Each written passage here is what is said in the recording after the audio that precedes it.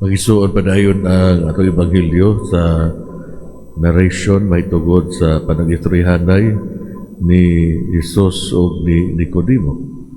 Pero sa katapusang bahin sa ebanghelyo karon, adto nato i-focus ang ato ang mga pamalandong. Ingon nga giisa ni Moises didto sa kamingawan ang bitin nga tumbaga nga gibutang og tupon, ang anak sa tawo kinahanglan iisa usab aron ang tanan nga motuo kaniya makabaton o kinabuhing walay katapusan. Ang pag-isa nangahulugan o nagtumbok sa paglansang ni Jesus. Kini pwede usab nagtumbok sa iyang pag-isa sa langit uban sa iyang pagkabanhaw ug human sa iya usab nga pagsaka sa langit.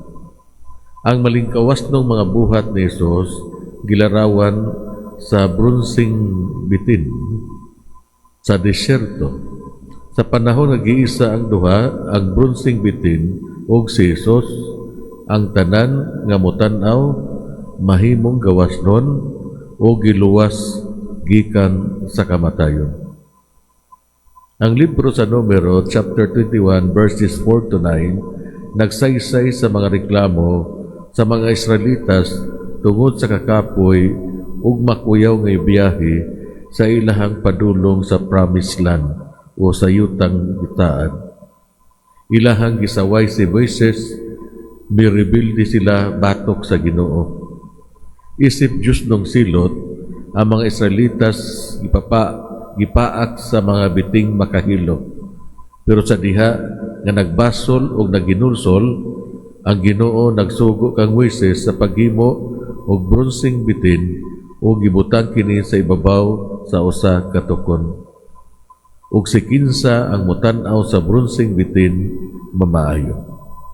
Ug sa ingon, ang Ginoo nag-ayo ug nagpasaylo sa ilang pagrebilde pinaagi sa silot.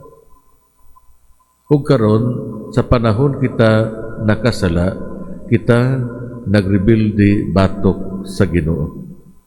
Ang sala mao nga atong buhat sa pagsupak sa Ginoo.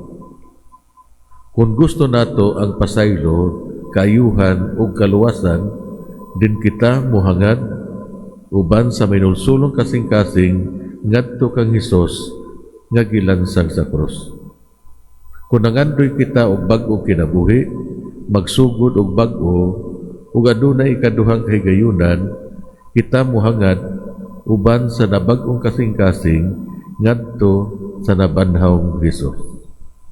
Ang atong panaw nining kalibutanong kinabuhi padulong sa atong walay katapusang panimalay, kinahanglan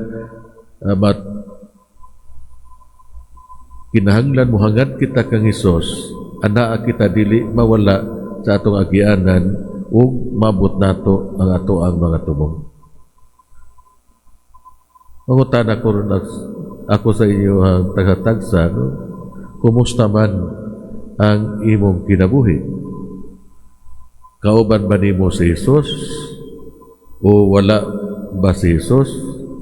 O para ba ni Jesus? Mahindog palihog para sa katalingbanong pag-apo.